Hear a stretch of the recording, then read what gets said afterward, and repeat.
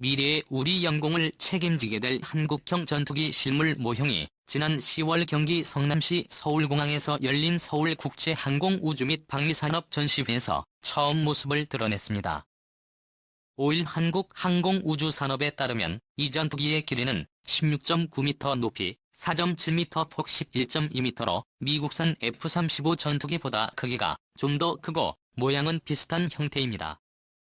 F-35에는 5세대 KTF-X는 4.5세대 전투기이지만 KTX의 운용 비용은 F-35의 절반에 불과한 장점이 있다고 합니다. 목표 최대 출력은 44,000파운드, 최대 이륙重량 25,600kg, 최대 속도 마하 1.8일, 항속거리는 2,900km입니다. 최대 속도 마하 1,008인 F-352보다도 높은 기동력을 노립니다. 4.5세대이지만 운영비 F-35의 절반, 최대 탑재량은 7,700kg으로 기체 바닥과 날개 10개의 파트를 설치했습니다. 최신 공대공 미사일과 우리가 개발 중인 장거리 공대지 유도 무기 한국형 타우러스도 장착할 수 있습니다. 피능력을 강화하기 위해 공대공 미사일 개발을 기체 내부로 수납하는 방안도 추진합니다. 그러나 이런 우수한 성능과 목표에도 불구하고 여전히 개인의 투익수를 비판하는 여론은 적지 않으며 5세대 전투기 개발 사업으로 완전히 선회해야 한다는 극한 주장까지 나옵니다. 사업이 이미 상당 기간 진행됐는데 반대를 위한 반대도 보입니다. 저는 그런 분들이 보지 못한 사업의 이면을 보여드리려고 합니다. 방위사업청에 따르면 KF-X 사업은 올해로 4년차에 착수했는데 만들어진 일자리가 6,800개에 이릅니다. 기업, 연구소, 대학 등 1,102개 기관이 참여해 일으킨 사업의 경제적 효과는 현재 2조 1,000억 원으로 추산되고 있습니다. 여러분도 잘 아시다시피 거제 통영 지역은 조선업 침체로 지역경제 붕괴 수준의 위기를 겪었습니다. 그런데 KF-X를 개발 중인 카이는 올해 초부터 7월까지 경력 근로자 193명 중 55명을 조선업계에서 채용했습니다. 2011년부터 지난해까지도 200명이 넘는 조선업 숙련 인력이 카이로 이직했다고 합니다. 전투기 개발 사업이 실업 인력을 빠르게 흡수해 지역 경제를 안정화시키고 조선업 중심의 산업 구조를 변화시키는 기폭제가 되고 있다는 겁니다. 앞으로도 7년이 남아 더 많은 일자리를 창출할 기회가 있습니다.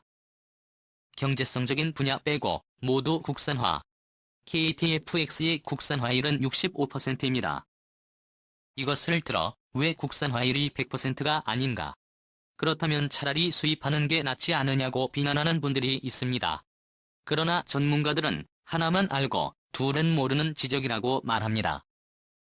정광선 방위사업청 한국형 전투기 사업단장은 엔진 착륙장치 기총 등과 같이 아직은 기술이 부족하거나 경제성이 적어 개발을 제외한 것들을 빼고 우리가 할 수 있는 거의 모든 것을 국산화하는 것이라고 설명했습니다. 한국의 전투기 개발 능력은 이제 걸음마를 막 뗀 수준입니다. 우리가 개발했다고 알려진 경공기업기 FA-50도 외국산 부품이 많아 핵심 장비 수리는 외국 업체에 맡기는 사례가 많았습니다. 록히드 마틴과 공동 개발한 초음속 고등 훈련기 70을 개조한 것으로 완벽한 국산화로 부르긴 어려운 수준이었습니다. 그러나 KF-X는 독자 플랫폼으로 개발돼 언제든 무기체계와 전자장비를 국산 제품으로 장착할 수 있는 장점이 있습니다. 블록 2부터 블록 3까지 성능 개선을 거치면서 기체 표면의 스텔스 성능을 보강하고 무장과 센서, 레이더 기능을 개선할 계획입니다. 단번에 스텔스 기능을 갖추는 것이 낫지 않느냐는 지적도 있는데 우리는 이제야 초기 단계의 능동주사 식위상 배열 레이더를 갖출 정도로 항공전자 장비 기술력을 키워나가는 단계라는 점을 고려해야 합니다. 만약 더 높은 기술을 고려한다면 쪽 8천억 원보다 훨씬 많은 금액을 투입해야 하고 개발 기간도 늘어나게 돼 국산 전투기 개발 꿈은 현재 예정된 2016년보다 멀어지게 됩니다. 예산 확보 과정에서 내탑 정쟁이 벌어지며 사업을 접어야 할 위기에 직면할 수도 있습니다. 100% 스텔스 고집 사업 포기하자는 것. 세계 최초로 에이스인 레이더를 개발했고 전투기 스텔스 기술도 이미 확보한 일본조차 개발비로 17조 원을 예상하고 있습니다. 지금까지의 성과를 포기하고 무조건 단번에 스텔스로 가야 한다고 고집하는 건 사실상 사업을 그만하자는 주장과 같습니다. 산업연구원이 올해 1월 발표한 방위산업 통계 및 경쟁력 백서 자료에 따르면 항공 분야 방산기업 매출액은 2016년 3조 4,720억 원으로 고점에 도달했지만 2017년에는 2조 42만 77억 원로 1조이나 급감했습니다. 수출액도 같은 기간 85만 53억 원에서 3만 401억 원으로 줄었습니다. 항공 분야는 2017년 기준 국내 방위산업 매출액의 17.1%를 차지하력 다음으로 큰 분야여서 산업 전반의 위기감이 높아지고 있습니다. 이런 상황에서 구원투수로 등장한 것이 KTX 사업입니다. 항공 분야 연구 개발 인력 비중은 36.9%로 전년 대비 6.8%포인트 증가했는데 KTFX가 큰 영향을 미쳤습니다. 사업에 힘을 실어주지는 못할 망정 이제 첫 발걸음을 뗀 개발팀의 사기부터 꺾는 행위는 전환기를 맞이하려는 우리 방위산업을 위축시키는 나비 효과로 이어질 수 있습니다.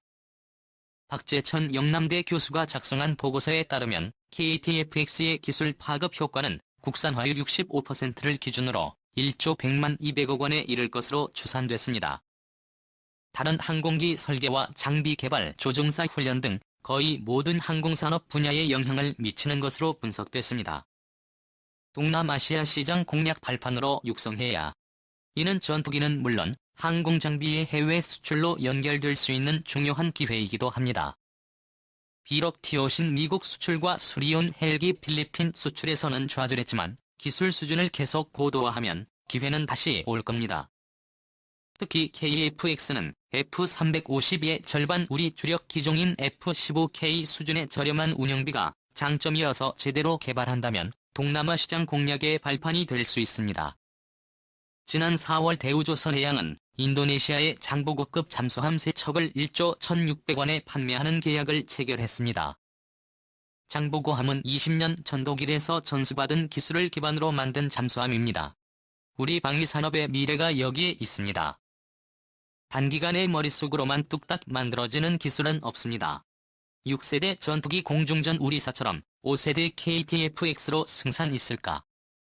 미국, 유럽, 중국 6세대 준비에 한창이지만 KTFX는 성장하는 플랫폼 확장성 주목. 한국 세계 각국이 6세대 전투기 개발을 위해 한창 준비 중이다. 미국 대군은 2012년부터 엔진 오일이라는 이름으로 미국 공군은 빛이라는 이름으로 각각 6세대 전투기의 개념에 대해서 연구 중이며 일본도 5세대 전투기의 기술 수준을 확인하는 ATDX 일명 심신 프로젝트를 종료하고 F3라는 차세대 전투기 개발을 준비 중이다. 6세대 전투기에 가장 열성적으로 나서고 있는 곳은 유럽이다. 미국의 경우 6세대 전투기에 필요한 능력이 무엇인지, 기초 개념과 필요한 기술이 무엇인지 연구하는 과정이고, 일본은 국제 공동 개발을 준비 중인데 유럽 각국은 6세대 전투기의 새로운 개념과 초기 디자인까지 결정하는 빠른 행보를 보이고 있다. 가장 먼저 치고 나선 나라는 영국이다. 지난해 7월 16일 영국이 공개한 템페스트는 현재 제작 중인 6세대 전투기 개념 중에서 설계가 가장 진전된 팀에 속한다. 유럽 유수의 전투기 제작업체인 스웨덴의 사부가 먼저 템페스트에 관심을 보이고 있고 이탈리아 역시 그 뒤를 따르고 있다. 독일과 프랑스는 FCS라는 6세대 전투기를 만들기로 결정했다. 두 국가의 거대 방위산업체인 에어버스 디펜스와 다소는 원래 서로 다른 콘셉트의 6세대 전투기를 연구 중이었지만 협의 끝에 공동 개발을 확정지었으며 지난 2월 초에는 스페인 국방장관이 AFCAES에 참여할 것으로 발표했으니 유럽의 차세대 전투기는 영국, 이탈리아, 스웨덴 팀과 프랑스, 독일, 스페인 팀으로 정리된 셈이다. 중국도 6세대 전투기를 준비한다고 선언했다.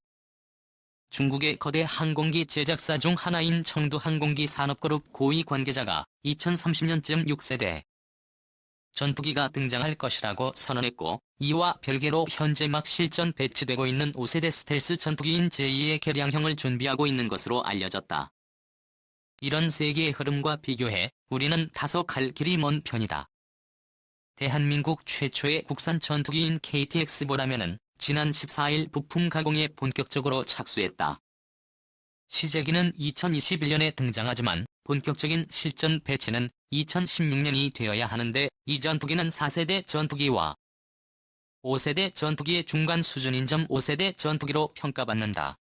이렇게 쓰고 보면 대한민국은 등장하자마자 최신 전투기보다 25세대 뒤진 전투기를 받고 10년만 지나도 1.5세대 차이가 나는 전투기를 만들어 순식간에 90화되리라 생각할 수도 있다. 하지만 이것은 상황을 지나치게 과장한 것이다. 이유는 이렇다. 첫 번째로 현재 등장하는 6세대 전투기 프로젝트 대부분은 5세대 전투기를 확보 못하는 국가들의 자구책에 가깝다. 우선 프랑스, 독일, 스페인, 스웨덴은 5세대 전투기인 F-35가 없고 영국의 경우 F-35가 있으나 탑재량이 작고 항속거리가 짧은 문제가 있다. 5세대를 확보하는 것도 이기는 것도 어려우니 6세대로 넘어간다는 것에 가깝다. 두 번째로 6세대 전투기의 개념과 모습이 너무 추상적이다. 유인기, 무인기, 합동 편대레이저 무기, 초고속 비행, 장거리 비행 능력, 광대역, 스텔스 능력 등 온갖 기능이 제시되고 있지만 그래서 6세대 전투기가 기존 전투기를 무엇으로 능가할지 아직은 아무도 모른다. 마지막으로 검증되지 않은 기술을 기반으로 한 전투기 개발은 항상 파멸적인 실패의 위험이 있다. 누군가가 먼저 해보지 못한 영역의 새로운 기술은 리스크가 너무 크다. 세계 최고의 국방과 기술력을 가진 미국조차 새로운 개념이 너무 많이 들어간 5세대 전투기를 만들면서 온갖 시행착오를 거쳤다. F-35 프로젝트가 처음 시작할 때만 해도 2009년에는 군에 인도하고 2012년에는 전투 임무에 투입할 거라 예상되었지만 실제로는 지난해에서야 처음 시리아에서 실전에 투입됐고 개량과 버그 수정은 아직도 계속되고 있다. 그렇다고 해서 선진국들의 6세대 전투기 타령에 우리가 완전히 손을 놓을 수는 없다. KTF-X는 매우 우수한 전투기 플랫폼이며 확장성이 있지만 미래는 예측하기 힘들기 때문이다. 가령 레이저 무기의 경우 100kW 미만의 자체 방어용 레이저는 현재 운용 중인 전투기와 무인기에 탑재될 수 있어 우리 KF-X도 큰 문제 없이 장착 가능하겠지만 앞으로 등장할 고출력 300 레이더볼류급 레이저가 실용화된다면 발전 용량이 부족해서 KTF-X에 탑재하고 싶어도 불가능할 가능성이 크다.